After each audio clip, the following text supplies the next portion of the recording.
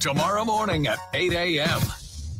All right, it's time. We get the show on the road. I've been waiting for it all day. And not a moment too soon. Listen to talk radio. This guy, Todd. Monday through Friday. 5 to 7. He's weird. Best thing on the radio. It's the Evening Edge with Todd Hollst. Call me now, 937-457-1290. Locally grown, seriously funny on WHIO. And I'm getting really sick of guys named Todd. You know, yeah, it's just a goofy name, okay? Hi, what's your name? Todd. I'm Todd. I'm Todd. It is the Evening Edge, Monday through Friday, 5 to 7, live stream up on Facebook and YouTube, and yes, TikTok. Took a few nights off of the TikTok, and my arm was twisted behind my back today and said, hey, you should be back on there. So here we are, back on TikTok. Oh, man, tonight on the show, what do we got? Oh, we've got a bunch of mail. Edgehead sending me messages I got to get to. We got a squirrel getting zapped, causing a power outage.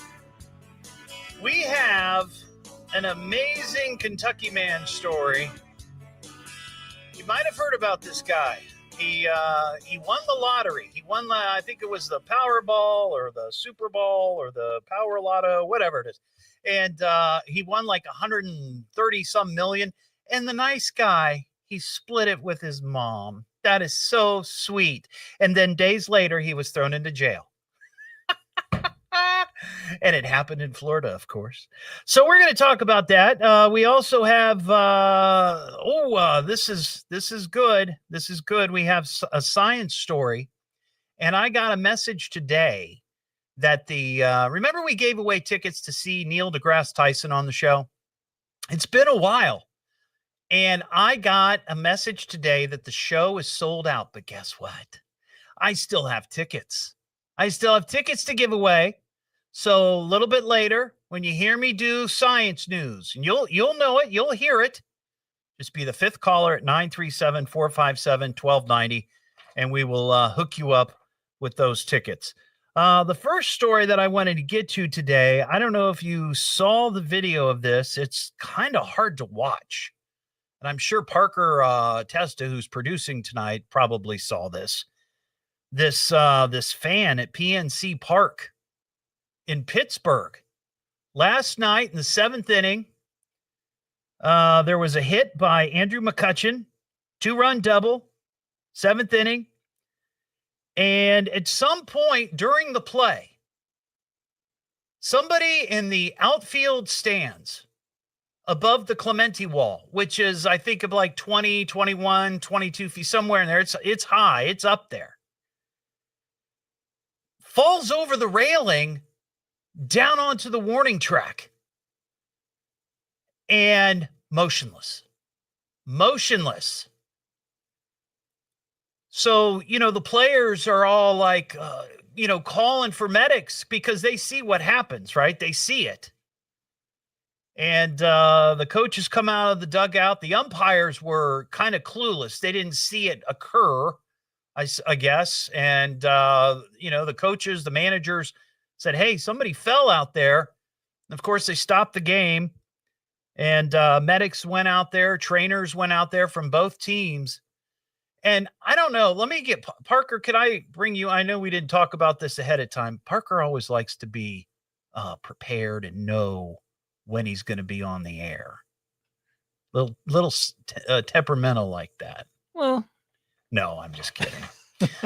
But did you saw the video? Oh yeah. I watched the video probably 10 times. And the only reason, not because I have some sort of morbid fascination with people falling, though in the right circumstance, it is hilarious. Sure. But not in this case. Right. They're calling this an accident. And I have no information to say otherwise, and I don't want to make any conjectures here. Mm-hmm.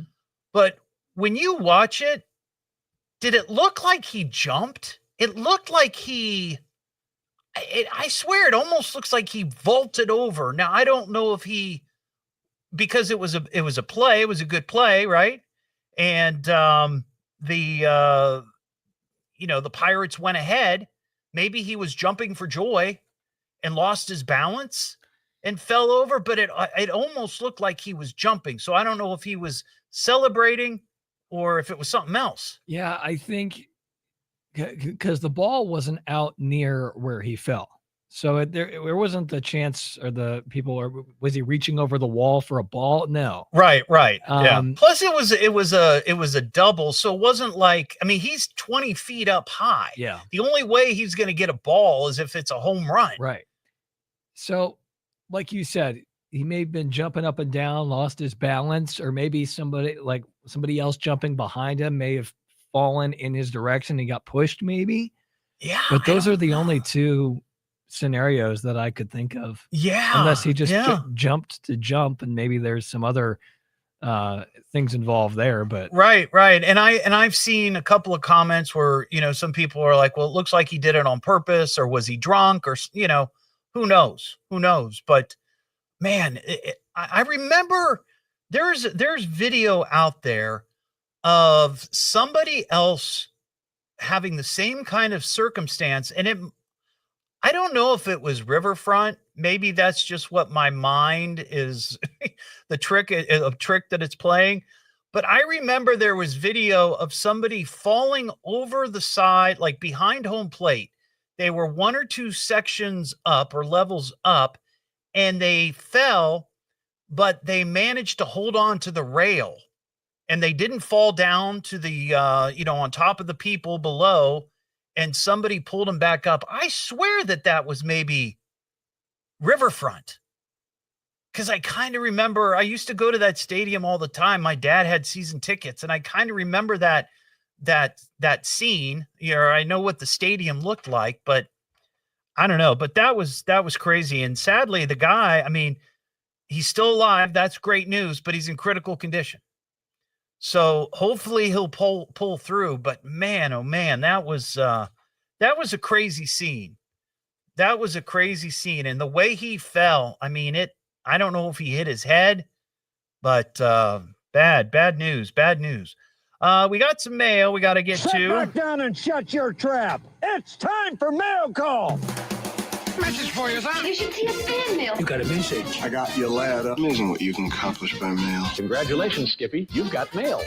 If you'd like to send me an email, it's eveningedgetodd@gmail.com. Good morning, Mr. Todd. I figured you would get a kick out of this. So I'm getting the kids ready for school this morning, and all of a sudden I hear this loud bang. I go outside, and Leslie, my neighbor, is also out there, and we're looking around. A neighbor from across the street came out of his house and asked if we had power. I didn't have power, so I called the city and told them we heard this loud boom. So they sent a crew out, and well, we have another fried Edgy.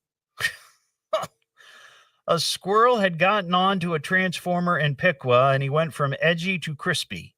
That is from Clinton and Piqua. And we do have, this happens from time to time, and miraculously, each time it does, we get a clip. We get a sound, actually, of it. There's the squirrel climbing around. Oh, yeah, that's what it was.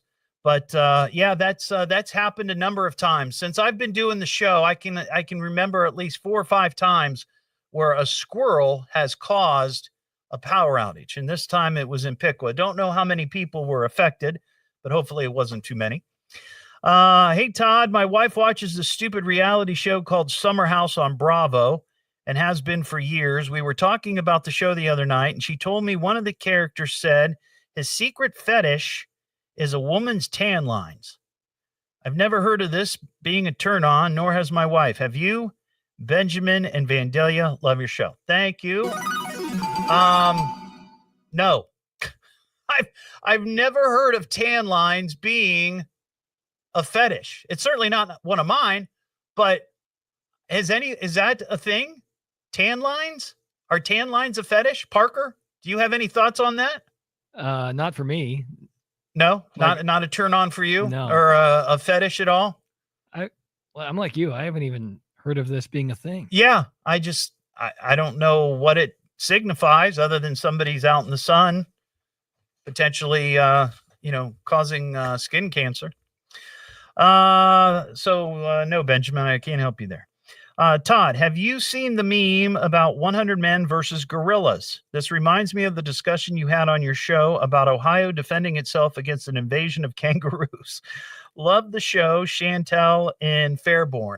Well, I definitely remember the conversation we had. I forget, it was some weird story. It was like if Ohio was invaded by, was it 10,000 kangaroos, would we be able to defend ourselves? I don't know why that was a story, but it was a story in the news, and of course, something you would hear on this show. I have heard of this. In fact, when I walked into the studio tonight, Fox News, which is on one of the monitors in the other room, they were talking about it. So this must be very, very important. This story about whether 100 men could fight one gorilla. And according to experts, yeah, probably the 100 men would win. And it turns out that gorillas apparently are very gentle. They're not the angry, mean beasts that the movies have made them out to be. So I have heard about that, but it wasn't something that I was really going to concern myself with. Hey, Todd, when you come back to Salina, this is at the Willow Restaurant. I will pay if you lose. This is from Tom Sadler in Salina. So I didn't know about this place. It's called the Willow Restaurant, and they have a challenge. Now, this is one of those places where you can go and you take the food challenge, and if you complete whatever the challenge is, you win some prize, you get notoriety, but if you lose, you pay. So, Tom, here's what this challenge is. This is at the Willow Restaurant on North Main Street in Salina. And I had to go to my source for food challenges, foodchallenges.com, and it's a real website. The Willow Warrior Challenge, in 30 minutes, you have to finish 12 1/8 ounce burgers. Is that right? Or 1/8 pound, maybe. 1/8 pound. Maybe that's it. 1/8 pound. 2 pounds of fries and a 32-ounce milkshake in 30 minutes. If you win, you get a t-shirt, you get your picture on the wall, you get the meal for free, and you win a jackpot of $150. Or I guess that's what the jackpot is right now. But if you don't, you have to pay for your meal, $30.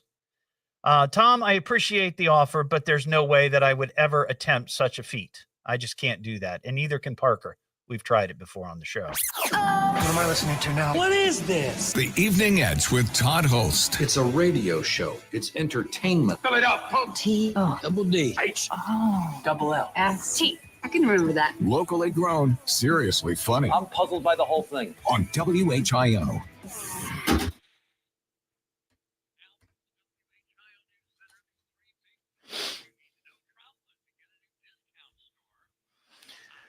All right, everybody. What's going on?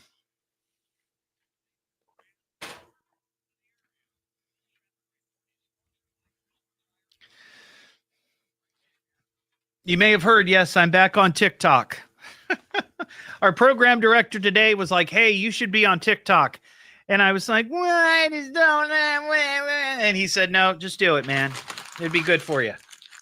So I'm back on TikTok doing the show. Oh, that went in, by the way. I just threw a paper wad. So that one went in. That went in. That went in.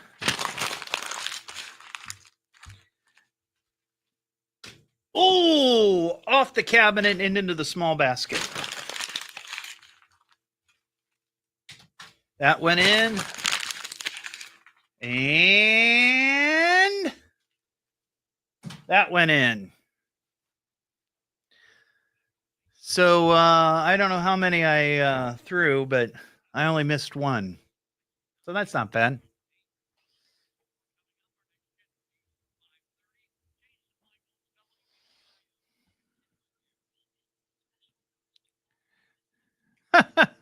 That's right. I'm the MJ of paper wads.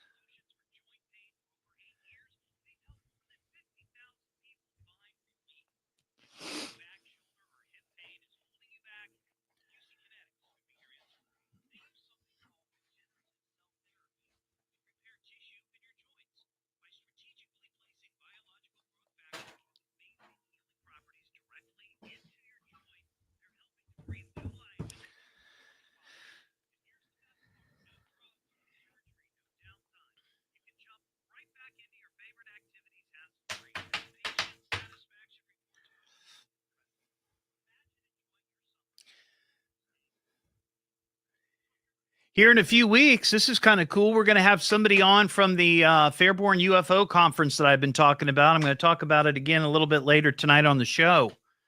There was a really, really good article today in the Dayton Daily News about the event that's going to be happening June 6th and 7th and 8th. And I talked to one of the big sponsors today, and he's going to come on the show. Should be interesting. It's going to be in a couple of weeks. We'll have him on, but looking forward to it. Looking forward to it.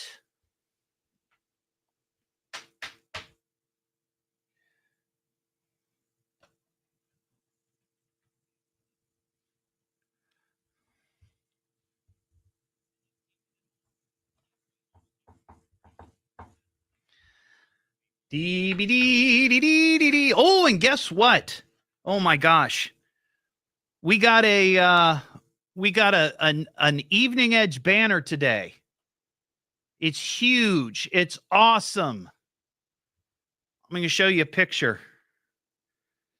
Check this out. I know it's just a photo, but it's just the logo, but it's kind of cool. Look how big that is. That is huge. It's 4 by 8 feet or 4 by 6 feet. It's going to make its triumphant debut this weekend. It's only taken like 5 years to get a banner.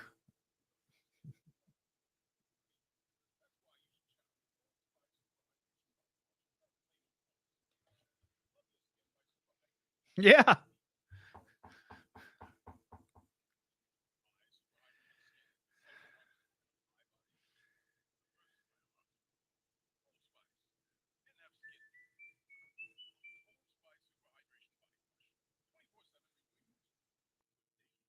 I'm going to mention that here.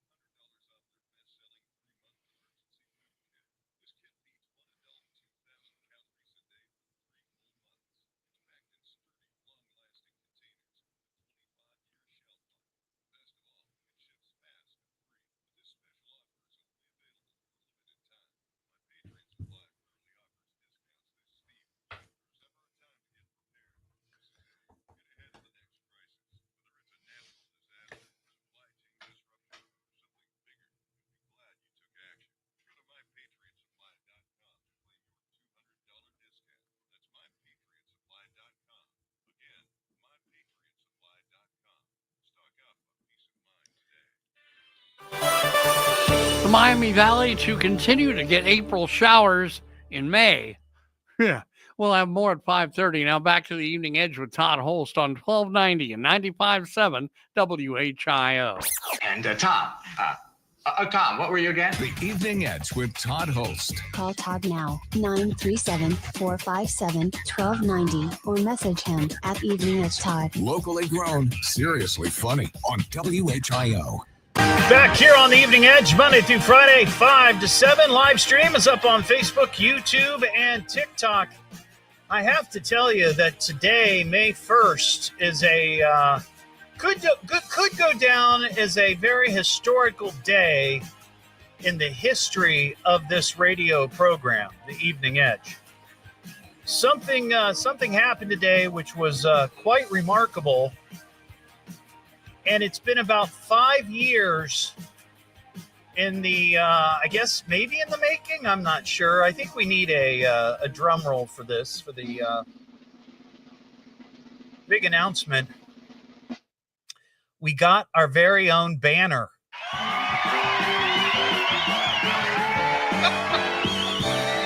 That's right. It only took 5 years, and we finally got our very own Evening Edge banner, and it's a beaut, Clark. Let me tell you, it's 4 feet by 6 feet. It's my Evening Edge logo with the city skyline of Dayton behind it, and it's going to be making its debut this weekend. We've got 2 remotes happening on Saturday. First one, 10 to noon, Premier Home Center in Beaver Creek. And then we got another one that afternoon, 1 to 3 at the Kroc Center in Dayton. Then, of course, next Wednesday night, the Evening Edge Happy Hour. It's going to be at the Buffalo Wild Wings on Hospitality Drive. I'm going to be there with Harley Davidson of Xenia. That's right, we'll be in Xenia. And you can come out and see this marvelous, beautiful, spectacular banner. It's the Evening Edge with Todd Hollst. Call Todd now, 937-457-1290, or message him at Evening Edge Todd. Locally grown, seriously funny on WHIO.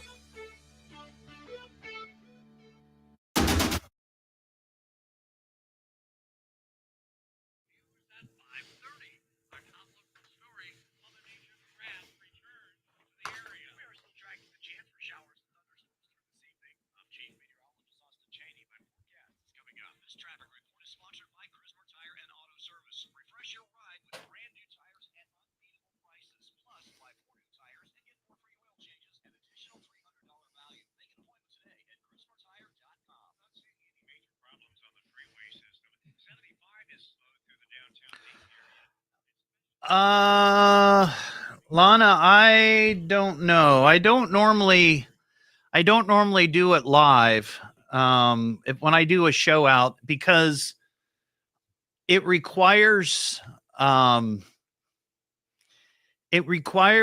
decent amount of Wi-Fi bandwidth. And lots of times we don't have that when we go to these restaurants or wherever we're at. So we don't normally do that. But I mean, you can always listen to the audio. If you listen, you can listen live to the show on the iHeartRadio app.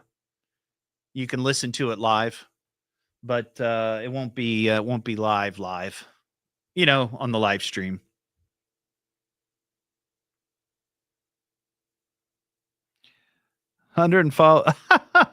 You have no show. It's a hobby. That's funny. I've got 7,500 followers on Facebook. I just started doing TikTok a few weeks ago. Good try, though. Good try taking a shot at me. That's right. I don't have a budget. That is true.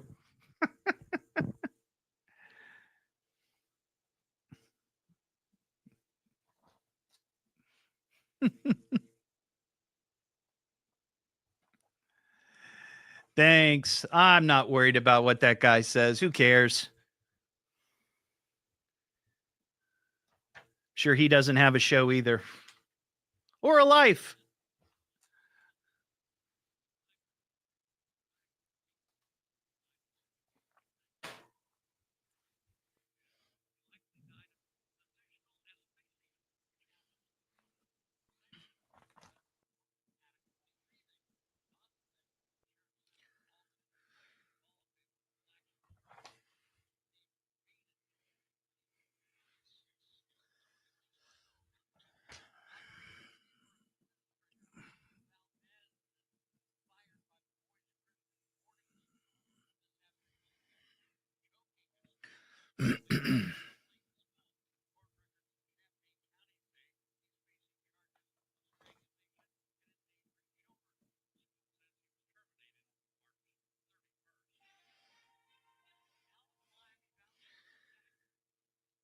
Lana, that's how my dogs listen to me every day.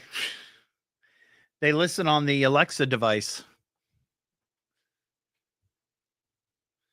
And sometimes when we leave the house, they've got their own little playpens. Each of them have their own playpen, with their water and bed, and Lily has a few toys. Luna doesn't like toys. But we put the podcast on so they can listen while we're gone. They're some of my biggest listeners.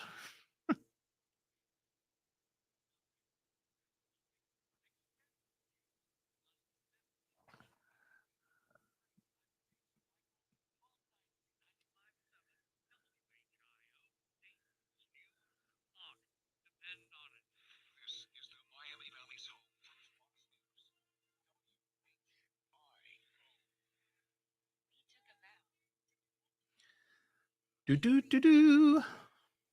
Boy, I've got this crazy Kentucky man story. This is great.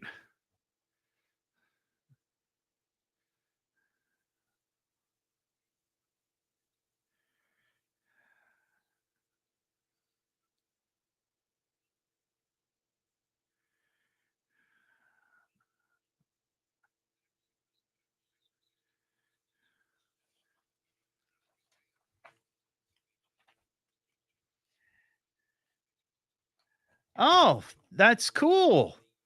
Lana, that's awesome. Lana says she discovered the show by asking Alexa for new radio stations to listen to a few years ago, and that's how she found the show. Well, that's awesome. For the people that are on the live stream or on the TikTok, if you listen or watch the show on Facebook or YouTube, you get to hear all the music, you get to hear all the sound effects, you get to hear all that good stuff. TikTok doesn't let me do that.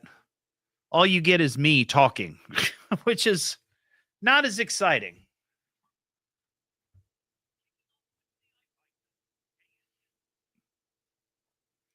I know when you guys think of bikers, you think of me.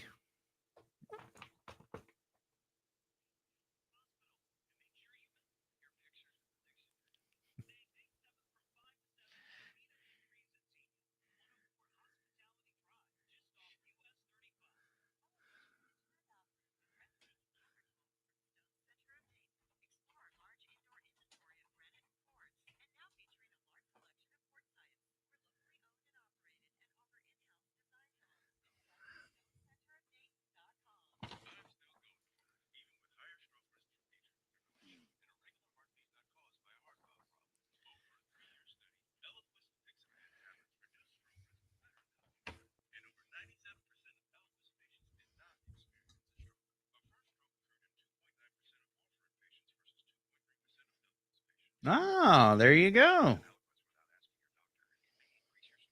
That's awesome, Lana.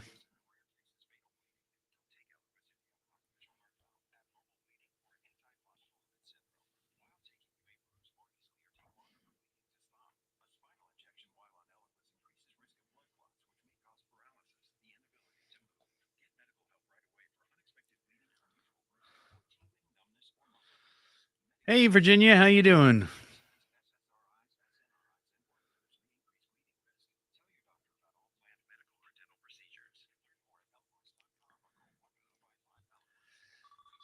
Is a WHIO payroll payout alert. Thank you. $1,000 tomorrow morning at 8 a.m. Don't give me that politics, Jazz. It's not my racket. People are tired of hearing nothing but doom and despair on the radio. Everyone just relax, all right? The problems of the world are not in my department. Now, who'd like a cookie? It's the Evening Edge with Todd Hollst. Call me at 457-1290. Locally grown, seriously funny on WHIO. Back here on the Evening Edge, Monday through Friday, 5 to 7, live stream is up and rolling on Facebook and YouTube and TikTok. Just look for me at Evening Edge Todd. may have heard that little announcement. I mentioned a few moments ago, and I mentioned it last segment. I'm going to be doing the show live next Wednesday out in Xenia, BW3. I'm going to be there with Harley Davidson of Xenia, and it's their first bike night of the summer. I know when you think of bikers, you think of me right away, right? I need to see if I can find some leather motorcycle pants. Those chaps, right? Leather. I could do chaps. I think Jason Michaels has a pair I can borrow. Don't you, Jason?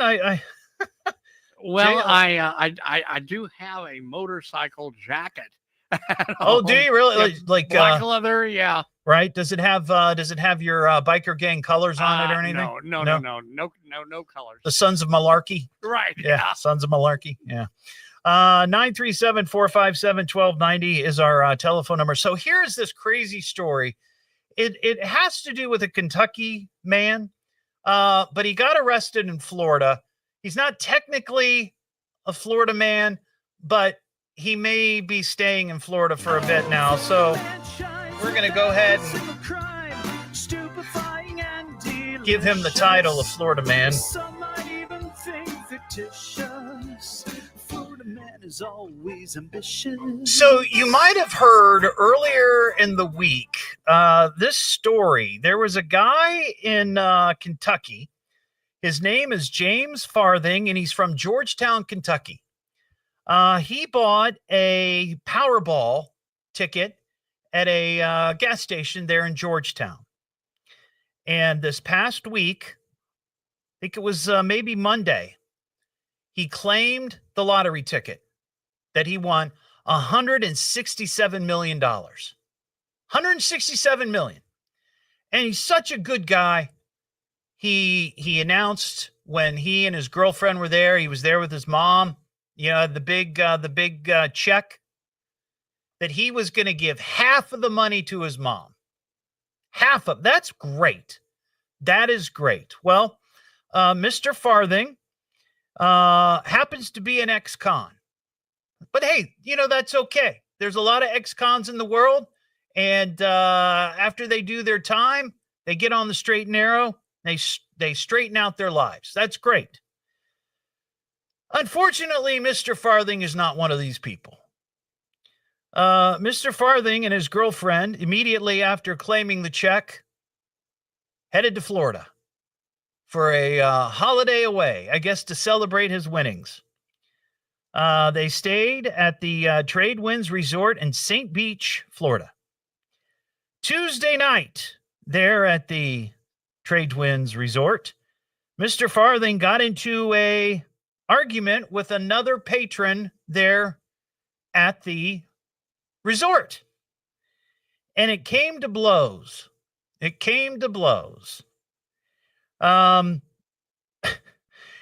the process of this fisticuffs, the local sheriff's deputies were called, right? And they show up to the Tradewinds. And they're there to break up this fight between the new millionaire in Kentucky, probably the newest millionaire in Kentucky, and this other person at the Tradewinds. Well, in the process of breaking this up, Mr. Farthing turned his anger towards the deputy and attacked the deputy. Deputy went down, and Farthing kicked him in the face. Body camera footage reviewed by authorities reportedly shows Farthing winding up his right leg and kicking the deputy. I think we have boot to the head, causing swelling and redness under his eye. The deputy stated in an arrest affidavit that the kick was intended to injure or incapacitate him. Following the assault, the deputy instructed Farthing to turn around and place his hands behind his back, but Farthing refused and attempted to flee on foot from the hotel. Meanwhile, his girlfriend, her name, ready for this name? This is great. Jacqueline Fightmaster. This is such a Florida man, Florida woman story, and they're not even from there. Meanwhile, Fightmaster was actively involved in the chaos, engaging in an argument with other guests and attempting to fight them. She appeared intoxicated, yelling, screaming, and making incoherent statements, further contributing to the disturbance. Farthing was eventually taken into custody and booked into the county jail Wednesday morning on charges of felony battery on a law enforcement officer, as well as 2 misdemeanor counts. His bond has been set at $10,000. But look, he's now a millionaire. He's now a millionaire. He'll cover that with no problem. However, he remains incarcerated due to a Kentucky fugitive warrant for a parole violation. His parole supervision, which began September 23, was scheduled to end late August of this year. What that means is you can't leave the state. So this guy wins $77 million in, well, his portion, 167, gives mom the other half. He keeps his half, or whatever he won, whatever he kept, and leaves the state. So not only is he a parole violation, he got into a fight with a cop. His criminal history is extensive, including convictions for theft, receiving stolen property, escape, drug trafficking, promoting contraband, tampering with physical evidence, and involvement in an organized criminal syndicate. That's the kind of people you want winning the lottery. That is crazy. Yeah. He went from celebrating a life-changing lottery to facing serious legal charges after a night of chaos in Florida. He should have stayed in Kentucky. Should have stayed. It never would have happened, right? Chaos ensues in Florida all the time. We have some science news. Consider the following: miscellaneous and wondrous things. Science. You see, it's a matter of science, lad. Come here, I'll show you. Brilliant. Blah, blah, blah. Science, science, science. How can scientific truth be heresy? What did the great man of science have to say today? Now, Parker, we're going to wait a minute and see how closely people listened to the beginning of the show. Because at the beginning of the show, I made a very important announcement. Oh, we might have one. That when you hear me do science news, be the 5th caller, because you're going to win tickets to see Neil deGrasse Tyson down at the Andrew J. Brady Music Center. And there's a second call. So some people listened. Not everybody heard. Or some people heard, not everybody listened. Here's our science news. A chunk of a 53-year-old Soviet spacecraft called Cosmos 482 is expected to re-enter Earth's atmosphere around May 10th after malfunctioning during its launch back in July of 1972. This was part of a program, a Russian program, where they were trying to send this particular spacecraft to Venus. During that 72 launch, the upper stage of the Soyuz rocket booster, I think that's how you pronounce it, Soyuz. Yeah, thank you, Jason. He's a rocket expert, a NASA guy. The booster that lifted the ship skyward malfunctioned and ended the mission, leaving the craft without the required velocity to reach the planet of Venus, and instead marooned it in an elliptical orbit around the Earth. The 1,000-pound module is predicted to be traveling around 150 miles an hour upon re-entry, with its landing site still uncertain due to its orbit's inclination. But scientists say they think it'll fall somewhere between 52 degrees north and 52 degrees south latitude, which means the impact areas include parts of Europe, Asia, the Americas, Africa, and Australia, but also the ocean. They always say that. And usually that's the case. Usually when space junk falls out of the sky, if it does make it to the surface of the planet, which it doesn't always do because many times it just burns up, it's usually going to land in the ocean because the ocean is so vast. But there's always going to be that one time when something happens and it lands on land. Satellite tracking continues to monitor its uncontrolled descent And they hopefully will have better prediction on the location as we get closer. So if it's just a day or two, you probably won't have a lot of time to react or protect yourself. I'm trying to think back to my geography class in high school.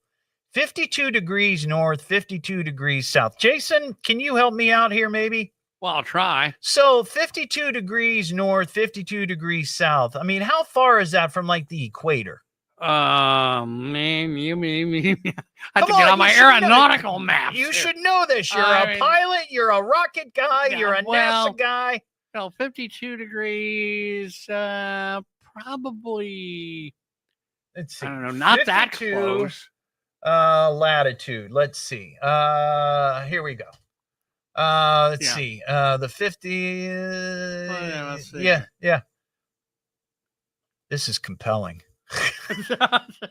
I can't tell, but I'm going to say it's 52 degrees north or south of the equator.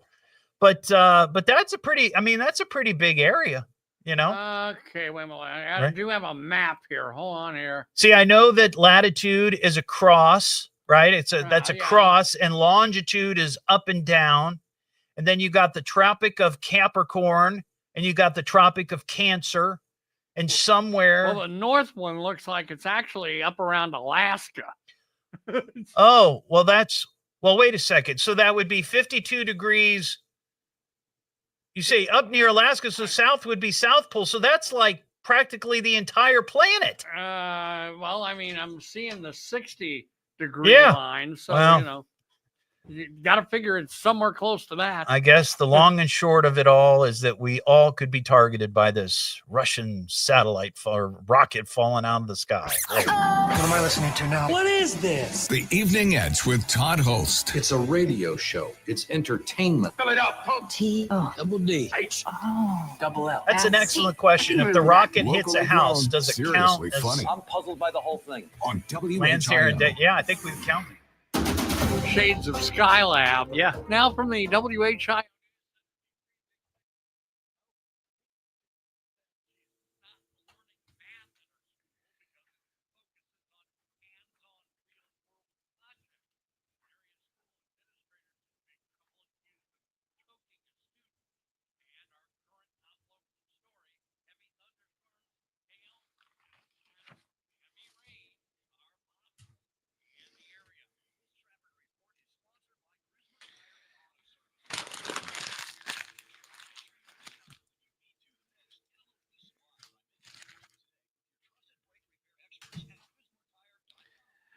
Hey, Paul, I'm back. Back on TikTok.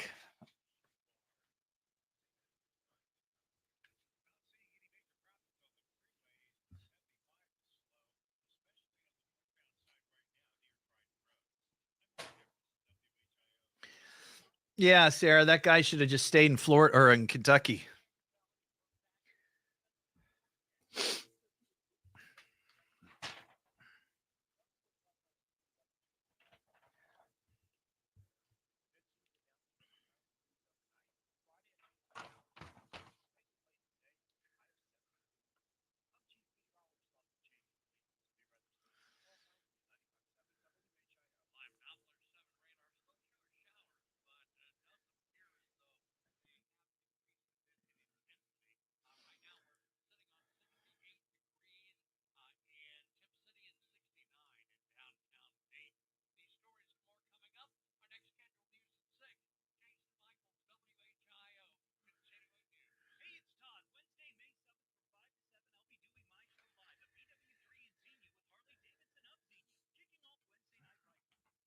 Heather, I've not tried them yet. We saw them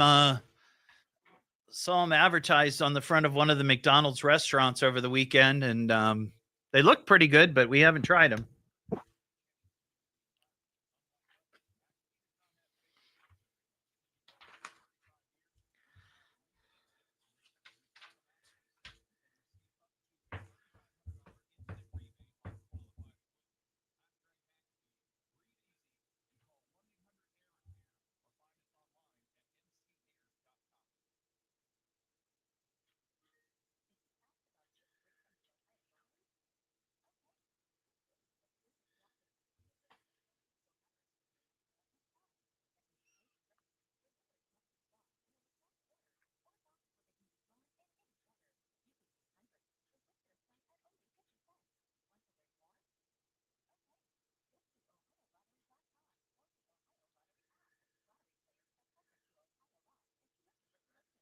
Do-do-do.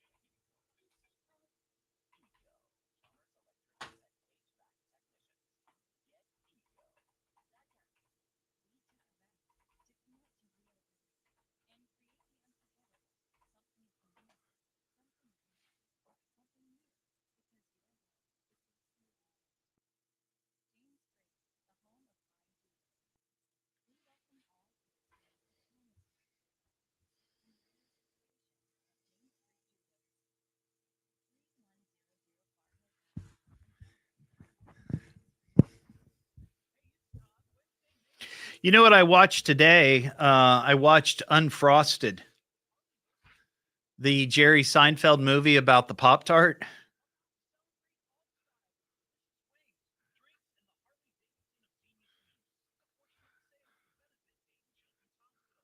There will be biker chicks.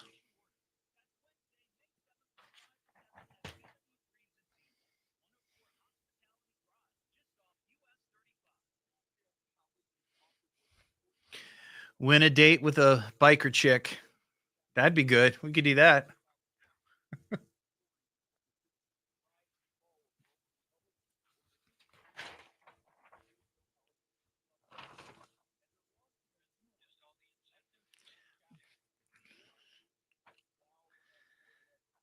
Maybe with a tramp stamp, you know.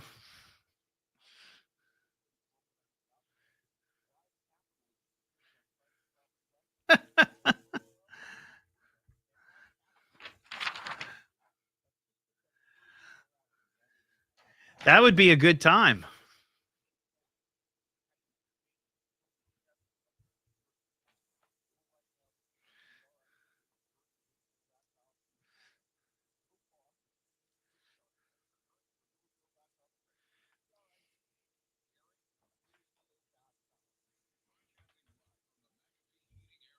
Studios. Breathe easy. Choose McAfee. Call today or visit mcair.com. This is WHIO Dayton and WHIO FM Pleasant Hill. All news, all the time. The rain just won't stop coming over the next several days. An update at 6. Now back to the Evening Edge with Todd Hollst on 1290 and 95.7 WHIO. I'm just trying to make a living. The Evening Edge with Todd Hollst. Call Todd now, 937-457-1290, or message him at Evening Edge Todd. Locally grown, seriously funny on WHIO. Back here on the Evening Edge, Monday through Friday, 5 to 7. Asking all my Edge heads out there to go to my Facebook page and find the link for the Dayton Daily News Best of Dayton 2025. And please, and you can vote every day, by the way, every single day. Vote early, vote often. That's the old saying. Vote for Bucky Beaver from Beaver Creek High School as the best local high school mascot. Last year, Bucky lost to the Centerville Elk. I don't know if he has a name. But my hope is that this year, Bucky will prevail. And while you're there, if you want, don't feel any pressure, But I was nominated for Dayton's one of Dayton's best media personalities. If you'd like to vote, that's great. For me, wonderful. If not, no biggie. But whatever you do, please vote for Bucky. 937-457-1290. Cowboy Jim in Brookville. What's going on, Cowboy Jim? Oh, this is about the Florida guy. Oh, no, the Kentucky guy. The Kentucky guy who won the lottery for $167 million and then 2 days later found himself behind bars in Florida. Called it. Yeah. I called it as soon as I seen him on the news. Yeah. Do you remember, this has been years ago, a guy, they had that show on TV about the lottery winners, like yeah. It was never any good. Yeah. And he burned his house down in southern Ohio because his wife got fed up with him running around. This guy did? He was going to get the house, and so he burned it down. He didn't realize it. It's against the law to burn your own house down. Wait, the guy that we're talking about did that? No.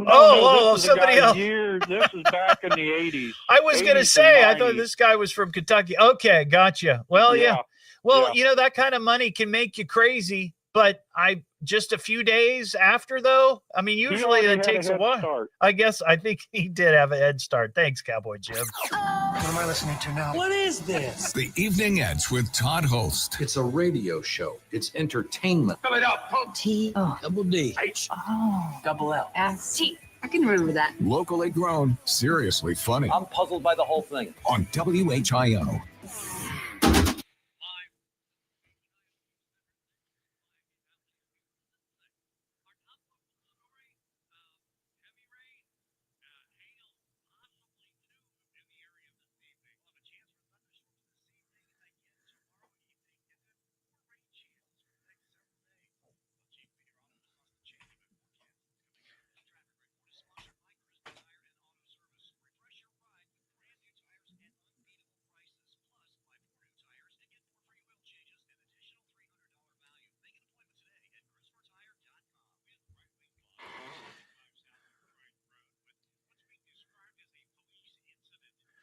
Ooh, no, a police incident.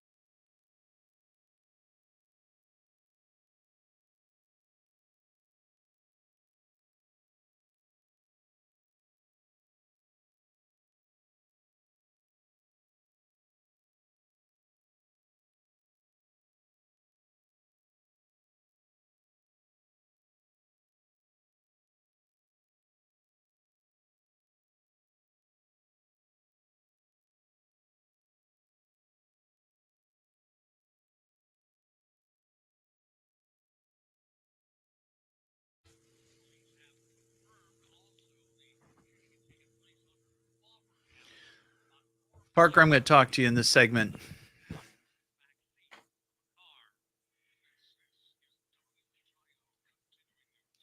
Weeby is the name of the elk? Weeby? Weeby? More like Dweeby. That's a weird name for a mascot. Weeby. I mean, Bucky makes sense because he's got the buck teeth, you know.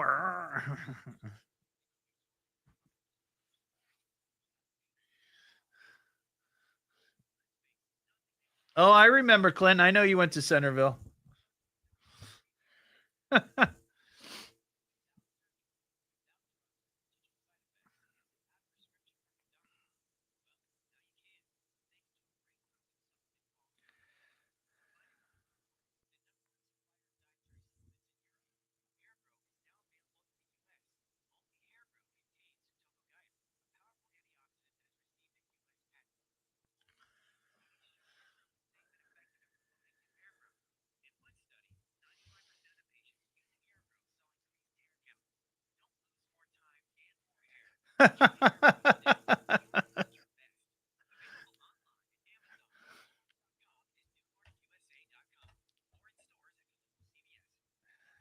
That's funny.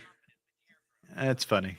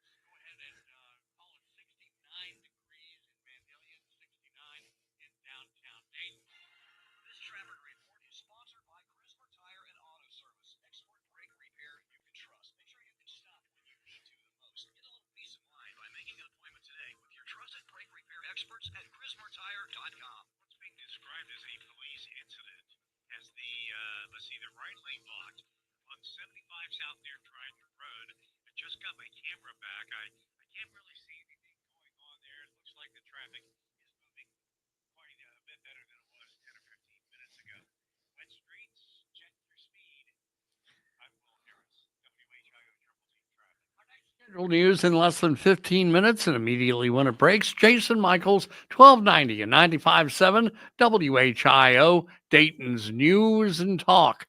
Depend on it. This is a WHIO payroll payout alert. Thank you, thank you. $1,000 tomorrow morning at 8 a.m. Can I turn on your radio? Yes, already. It's almost showtime. Who's your favorite talk radio personality? That's Todd. He's weird. Monday through Friday. He's strange. 5 to 7. Sloppy. I mean, he sounds perfect. He's dreamy. What do you say? Let's get it going. It's the Evening Edge with Todd Hollst. Call me now, 937-457-1290. Locally grown, seriously funny on WHIO. I love cheese. I love cheese. I love cheese. I love cheese.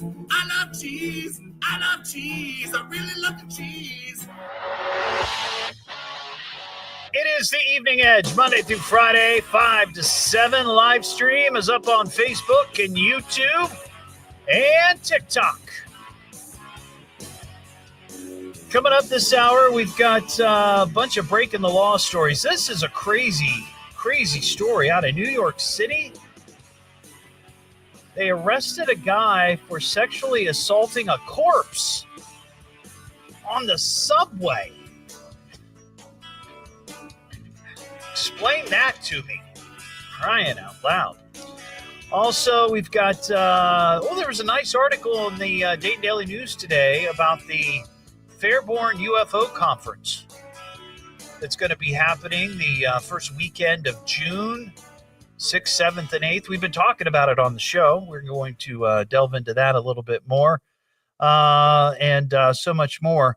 Got a question. We have a survey here, and I want to Tell me now. Inquiring minds want to know. We hear everything you say. We know get your everything thoughts. you do. These are the facts. Tell me something I don't know. Our survey facts. So I saw this survey today, and it's talking about people are more likely than they used to be to stay home and entertain folks at home than going out. And I'm curious if this is just a COVID thing that's kind of left over from that, or if it's financial. Because I remember my wife and I, we used to go out all the time. All the time we were doing it. And then after COVID, I don't know if it's just because we got older and decided it's too much effort or it's too risky. You know, you go out, you have some cocktails. You don't want to be driving drunk or anything like that. It's just easier to stay home.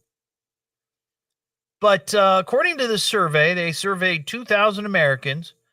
72% prefer staying in with friends whenever possible.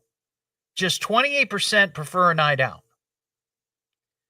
And I just remember, as I said, my wife and I used to go out a lot. And even before she and I started dating, when I was single, swinging and single, I was out all the time with friends, all the time. And again, this was all pre-COVID. Half of 49% said this shift has just come in the last few years. So I just wonder what it is. They ask why. 47% said part of it has to do with avoiding crowds. That could be it. Maybe it's, I hate to say it, but it's like all the mass shootings and all. Maybe people just prefer the safety of their home. 42% said they just like not having to get dressed up. We fell in love with our sweats and pajamas during COVID, and that's what we feel most comfortable in.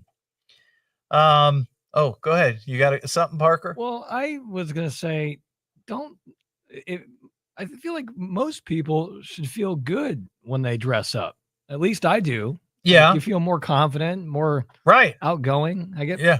Guess maybe not. I guess it's the I agree physical with you. act of getting dressed up is maybe a pain. Having to get off the couch is a problem for a lot of people. But 24% say there are many additional benefits of hosting at home. For one, it's a more comfortable environment. They say it's a great way to save money, and it's easier to hear each other. And I appreciate that. As I've gotten older, and I've talked about it on the show, my hearing is garbage. I've got tinnitus in my ears, ringing all the time. I'm losing my hearing. It's just, too many years in radio with headphones up way, way too loud. But I wonder if it was really like, if that change started before COVID or if it really is just a holdover from COVID. I think it also could just be the cost of everything. I went out the other day over the weekend, and I went to a place that will remain unnamed, and I ordered one meal. It was by myself, and I had 2 tall Miller Lights, and my bill was like $40. It was crazy, and I didn't even think like, well, how much is a tall Miller Light? And it was like $7.50. A Miller Lite, $7.50. It's crazy. So maybe that's what it is. But anyway, if you got any thoughts on that, 937-457-1290. Well, this is I guess kind of a big weekend for Parker Testa, my producer tonight.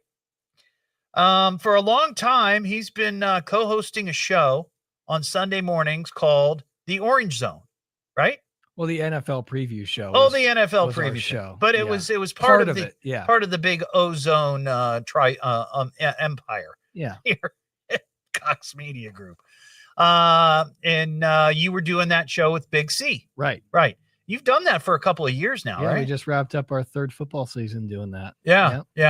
But the decision was made. Big C wants to go do his own thing, and you are going to be running solo. Mm-hmm. That's right. So this is kind of like your very own sports talk show. Yeah, exactly. Is this the first one you've ever done, or did you do? I mean, other than what you did previously with here, is it your first time? Yeah. I did one in when I was in college, but that doesn't count. I don't think that counts. So yeah, first time doing having my own seat here. So primarily when you were doing the show previously, the NFL preview, you're obviously just talking about the NFL. You got it. Yeah. But this one, which you said they're calling the Orange Zone, it's going to be called the Orange Zone. Oh, right. Clever name. That you're going to be talking about sports of all sorts. You got it. Right? Yeah. Not just football or basketball or whatever. We're going to hit the whole gambit. Football, basketball, baseball, cricket, maybe. Well, cricket? Maybe not cricket, but how about soccer? Soccer we can touch on too. They've got the big Club World Cup that's coming to the United States, and there's going to be games down in Cincinnati. Yep, they're going to have the World Cup here. I can't remember when that is. 2 years from now, maybe? Well, I don't. This summer is the Club World Cup. Oh, yeah, this summer is the Club World Cup. So it's sort of like the World Cup, except it's for club teams. Okay, I got you. Right, and then I think in a couple of years, I don't know that the next World Cup, the actual World Cup, is in the United States. I can't remember. It is. Oh, it is 2026. It will be. Isn't it part?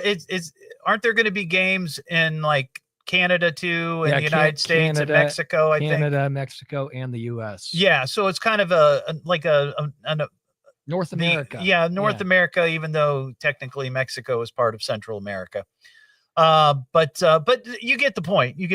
So that's kind of cool. So you're going to be doing your own thing. Yeah, we'll just it's kind of like your show, Todd, except we're just talking sports. We're going to come in, we're going to chit chat about whatever's going on throughout the week or that day, or whatever games are on that day, or I'm sure we'll talk about the fan who fell over the wall in Pittsburgh last night. And I'll tell you one topic that I'd really love you to dig into this Sunday when it makes its debut. What time, by the way? Sunday morning? 11 o'clock. 11 o'clock. See, it's not even early. Nope. I mean, it's nice. You can wake up. You can have some breakfast. You can watch a little TV, maybe go to church. Yeah. And on your way back, you can catch Parker Testa in the Orange Zone. Yep. Story that I would love for you to dig into. And this is a huge sports story. Hit me.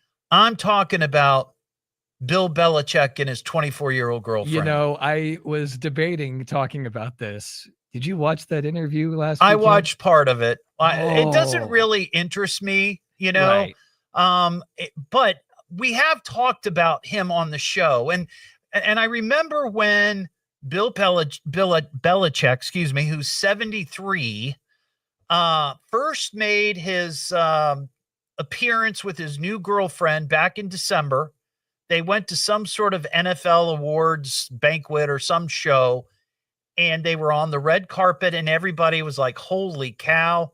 Not only was he wearing like every Super Bowl ring he won on his hands, which was a little silly, he was also there with his 24-year-old girlfriend.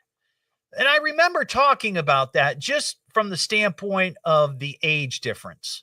You know, she's 24, a former cheerleader, and he's 73. And at the time, I don't think he wasn't doing anything. He wasn't coaching.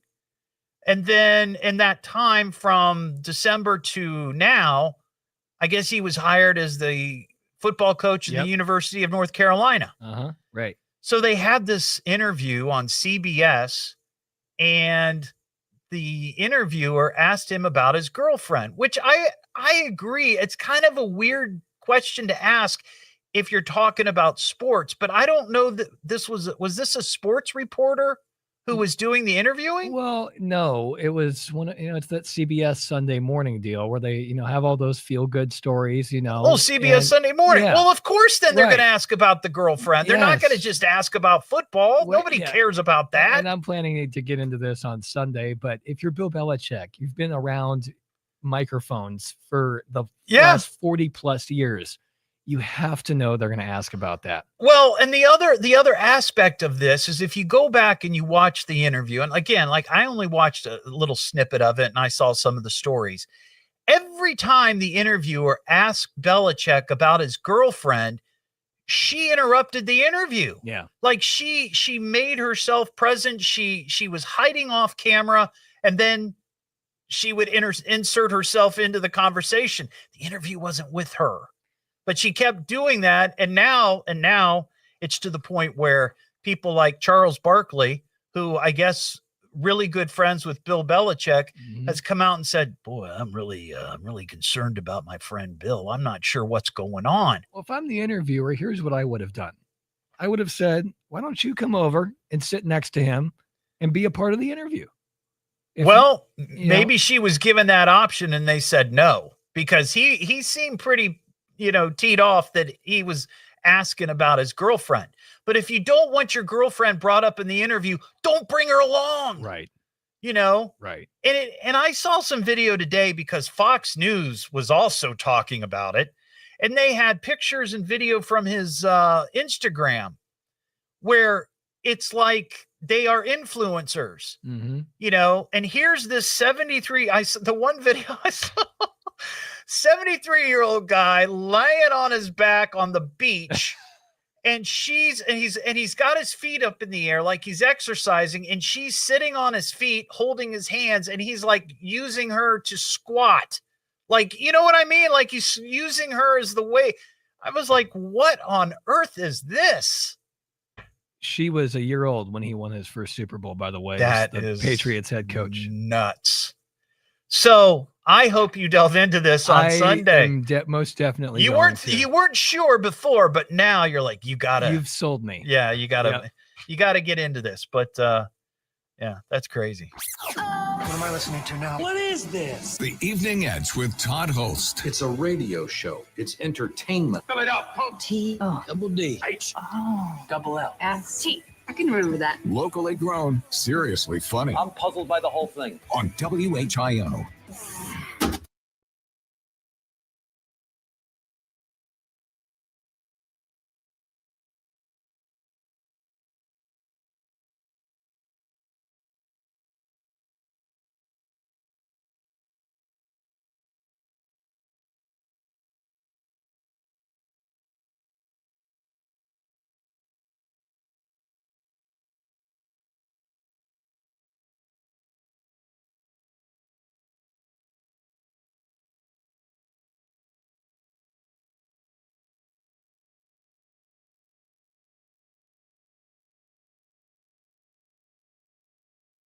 $9 for an appetizer. That's crazy.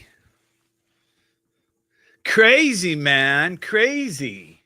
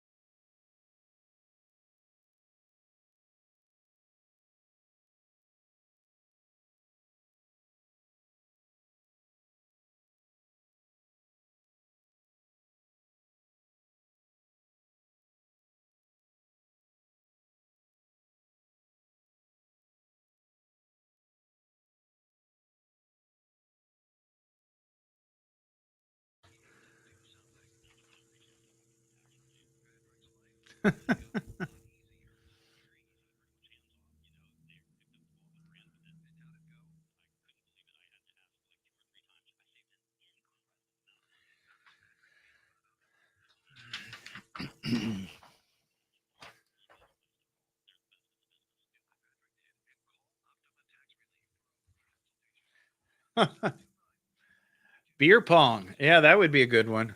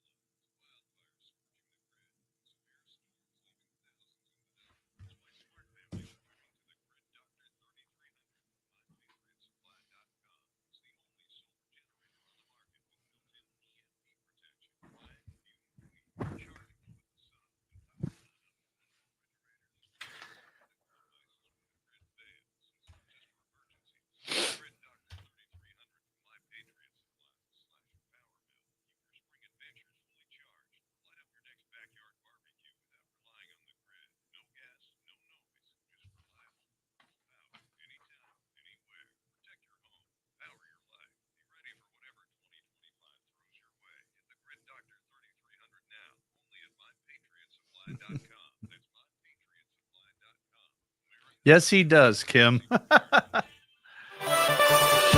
Rain, go away. Now back to the Evening Edge with Todd Hollst on 1290 and 95.7 WHIO. At best, you're an underachiever at a local radio station. The Evening Edge with Todd Hollst. Call Todd now, 937-457-1290, or message him at Evening Edge Todd. Locally grown, seriously funny on WHIO. Hey, would you like to buy a monkey? A trained monkey? Would you like to buy a monkey? Would you like to buy a monkey? Gotta feed the monkey. I'm a monkey. Hey, mister, wanna buy a monkey? Monkey! Up, monkey, up. Ugh. Good monkey. Back here on the Evening Edge, Monday through Friday, 5 to 7. Well, we got some monkey news. That kind of sounded like a monkey. Mount Dora, Florida, residents there, this is northeast of Orlando, have reported sightings of a monkey on the loose. And officials have issued monkey warnings to the locals to keep their distance. Local Homeowners Association sent a warning out saying that people have been seeing this monkey near a retention pond and in backyards of the neighborhood. Said, "Do not attempt," said monkey. The animal control officials are out trying to capture the loose primate. And as we know, monkeys do not live naturally here in the United States. That's kind of sad, too. But down in Florida, apparently there is a population of rhesus macaque monkeys that have been living in the state for decades. I didn't know that. These monkeys, they must have gotten loose like during a hurricane. Wasn't that the big story? I think it was a long time ago, like Hurricane Andrew. There were these warehouses that had all these wild animals, and the hurricane blew through, knocked down the warehouse, and all the animals got loose. Something like that. I remember that story. Maybe that's just a wives' tale. But, yeah, down in Mount Dora, Florida, monkeys on the loose. What am I listening to now? What is this? The Evening Edge with Todd Hollst. It's a radio show. It's entertainment. Fill it up. Double D. Double L. S-T. I can remember that. Locally grown, seriously funny. I'm puzzled by the whole thing. On WHIO.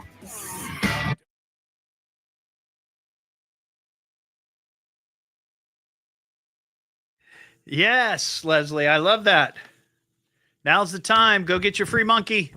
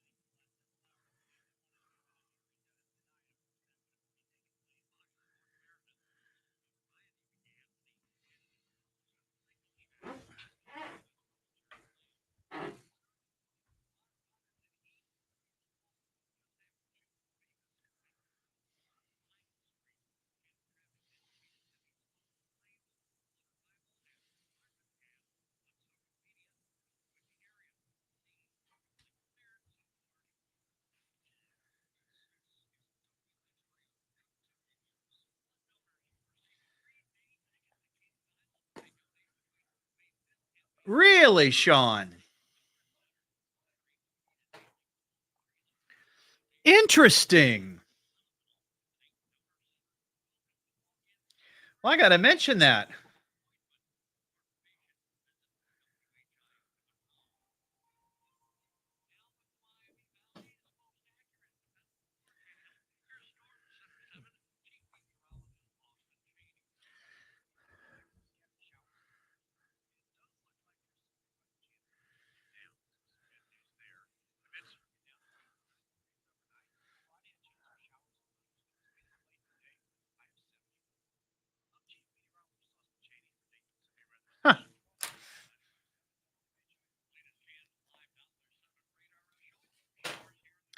Well, that's interesting. That's really interesting, Sean. Thank you for that.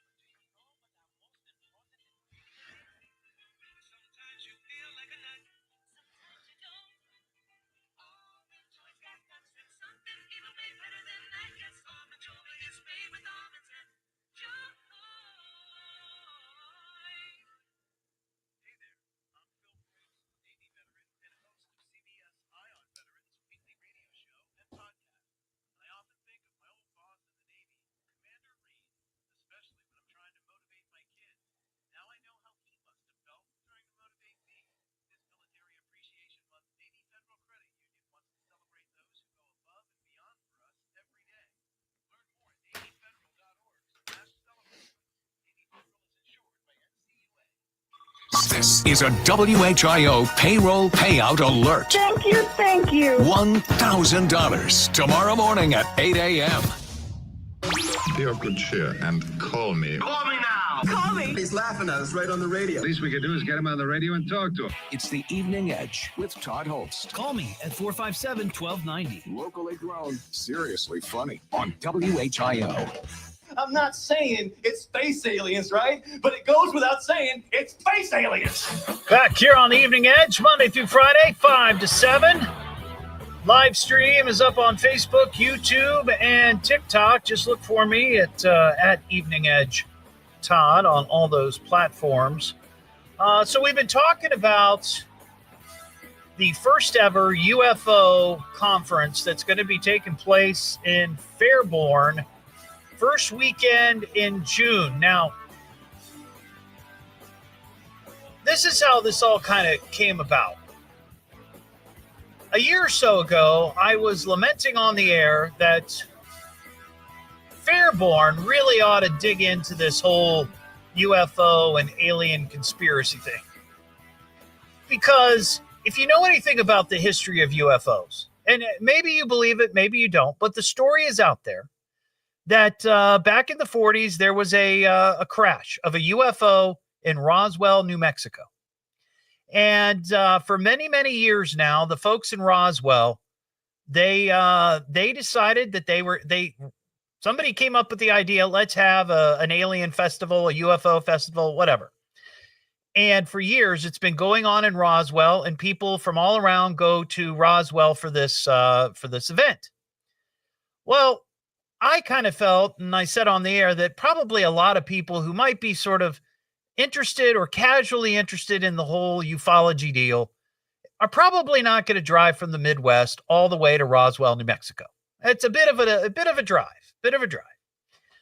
And that Fairborn needs to get on this. They need to have their own UFO festival. So that particular night, I was talking about it. Somebody called and said, you know what? I'm part of a group that has been putting one of these together for Fairborn.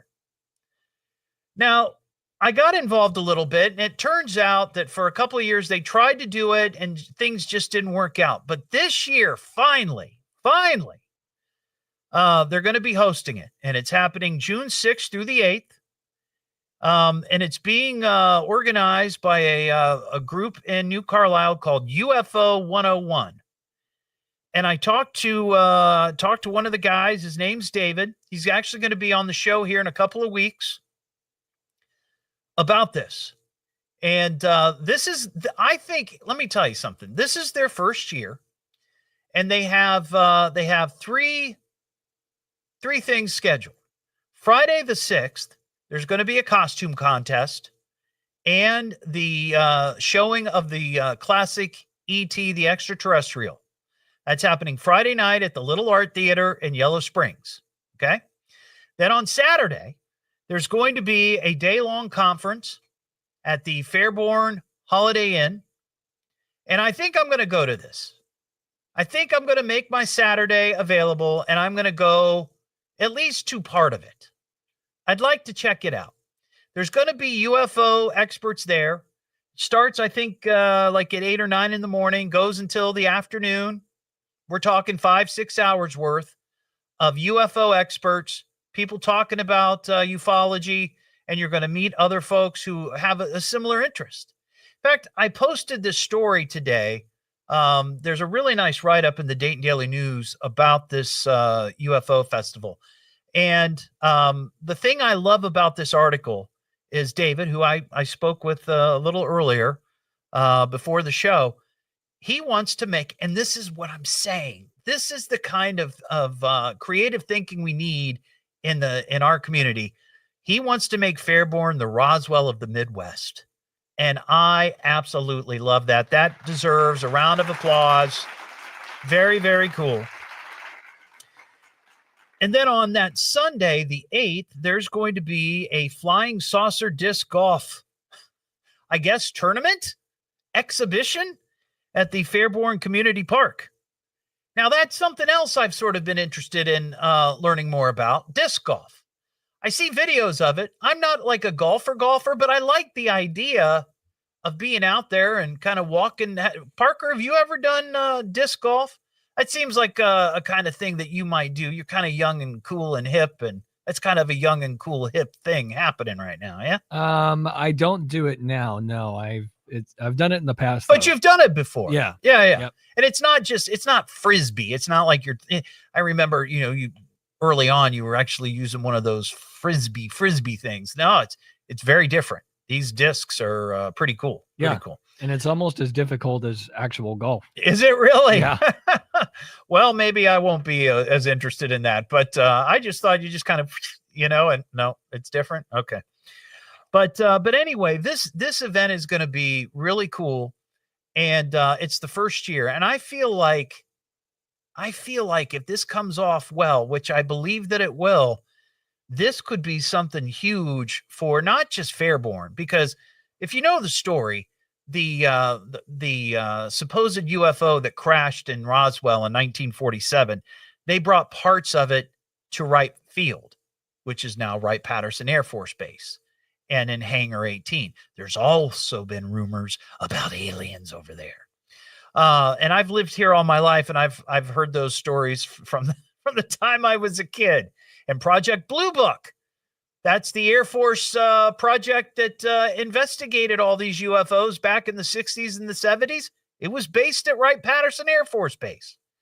So this really does have a great potential of becoming a big deal and a really cool event that folks here in the Miami Valley can look forward to every year. And not just the Miami Valley, because I promise you that if this comes off and they, turn it into something even bigger and better in the future, people from all around the Midwest are going to come for this, because you will not find more passionate people than folks who believe in UFOs and aliens. They are passionate about it, and they want to talk about it, and they want to enjoy it. So the tickets to the conference, which is that Saturday, are only $15. Only $15. I mean, and these are UFO experts, and you're going to hear a lot of great information. Maybe it will convince you one way or the other. Who knows? But if you'd like tickets for this, you can go to my Facebook page. You'll see the UFO conference logo. It's right there at the top. It's pinned at the top of the page. Just click on it, and you can get more details. Or you can go to eventbrite.com and just search Fairborn UFO Conference, and you can buy the tickets. But man, $15, that's nothing. That's nothing. And it's certainly worth it. 937-457-1290. We had a comment on the live stream I wanted to bring up. We had that story about the monkey. There's monkeys on the loose. Monkeys have been spotted down in Mount Dora, which is in Florida. So we don't have to worry about the monkeys, but the folks down there do. But there's a story that there is a family or a bunch of monkeys, a herd of monkeys, I don't know what you call them, troop of monkeys, that live in a part of Florida, Central Florida. And they've lived there for decades. And Sean, who's watching the live stream, said that the monkeys in Florida were left behind after the filming of the Tarzan TV show. Now, isn't that something? You're down there, you're filming a show for television. You've got all these monkeys, that are appearing in the movie or the TV show. And then when you wrap the series, you're just like, well, what do we do with these monkeys? I don't know. Let's just let them go. Very different time. Though I think people might try to do the same thing now if they were doing that sort of thing. We got some breaking the law stories to talk about. Breaking the law, breaking the law, breaking the law, breaking the law. So this is this story is really disturbing and weird. I guess it happened last week, but I saw it today. And 44-year-old Brooklyn, New York man has been charged with attempted rape and grand larceny after subway surveillance footage showed him attempting to rob and sexually assault a deceased man on a train. So at some point, some poor guy died on the subway. Don't know how, but they found his body, and authorities went back and looked at the surveillance video to figure out, well, how did this guy die? You know, was it natural causes? Was he killed? What's the story? Well, they go back and they look. There were no other passengers on the train at the time, but they go back and look, and they see somebody going through this guy's jacket, and then apparently at some point he does something sexual. What? So they took this video. They took a picture of the suspect. They released it, and he said, you know, we're looking for this guy. So I guess over the weekend, the suspect and his son, accompanied by his son, turned himself into police. That's a weird conversation to have with your kid. I'm being accused of sexually assaulting a corpse, son. You know, I mean, that's crazy. But now he's going to be facing charges. And then there's this story out of Colorado. A woman has been charged with breaking into a restaurant and stealing food. Now, why is that? That probably happens frequently, right? But how she did it is right out of Shawshank Redemption. Apparently, this woman, she's a 47-year-old woman. She had access to an apartment, which was part of this restaurant. So, like, on one side of the wall is the restaurant. On the other side, it's an apartment. She chipped away a hole in the wall between the apartment and the restaurant, and on a number of occasions was sneaking through the hole, going in, stealing food. She also stole a donation jar off the counter that had money in it. And then she was using items inside the restaurant to cover up the hole, like Andy Dufresne in Shawshank Redemption, and the poster of what was it, Raquel Welch? I think, was it Raquel Welch? He dug a hole to tunnel out of the prison. Yeah, but they caught her. They finally caught her.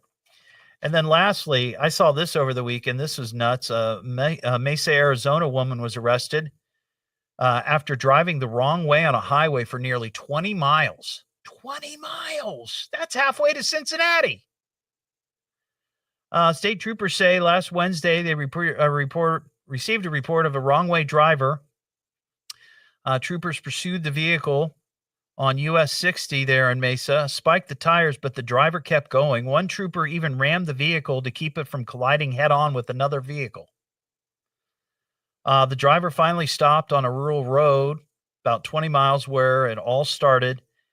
They say in total the woman was probably driving the wrong way for a half an hour. A half an hour. Now, admittedly, sometimes those highways out in Arizona, I mean, Mesa's not a metropolis, but it's also not just a tiny little place. There might not be a lot of traffic, but still, a half an hour going the wrong way. A woman was identified as a 28-year-old, and yep, she was drunk. But thankfully, nobody was hurt. But that's crazy. Luckily, nothing happened. What am I listening to now? What is this? The Evening Edge with Todd Hollst. It's a radio show. It's entertainment. Fill it up. T-O. Double D. H. Oh. Double L. S-T. I can remember that. Locally grown, seriously funny. I'm puzzled by the whole thing. On WHIO.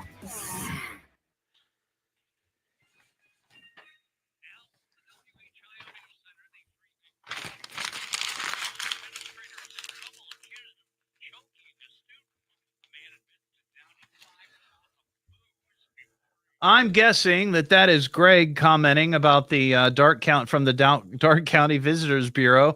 David is the gentleman I talked to earlier. So that'll be cool. That's awesome that he's going to be there. That's great.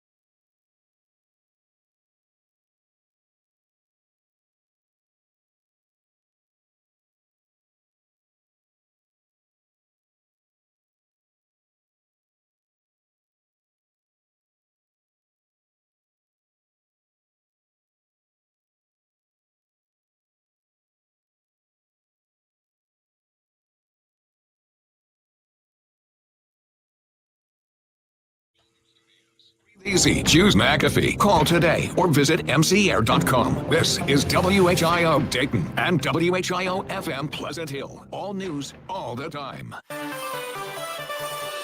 Don't expect it to dry out for a while. Now back to the Evening Edge with Todd Hollst on 1290 and 95.7 WHIO. From a psychological standpoint, the radio station represents a link to normalcy. The Evening Edge with Todd Hollst. Call Todd now, 937-457-1290, or message him at Evening Edge Todd. Locally grown, seriously funny on WHIO.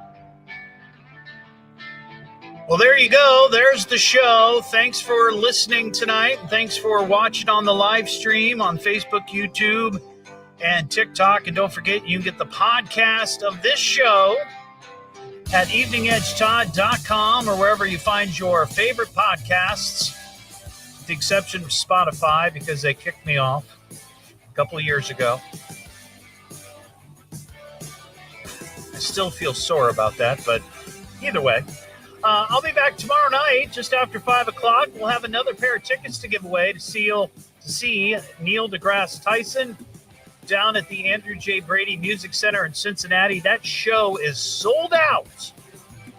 So we'll have tickets tomorrow night with some science news. Have a terrific Thursday night, and we'll see you tomorrow here on WHIO. Well, show's over, folks. Thanks for coming. Good show, old man. Bravo. That was wonderful. Game over, man. Peace out. WHIO, Dayton, Springfield, celebrating our... All right, everybody. Have a great night. See you tomorrow.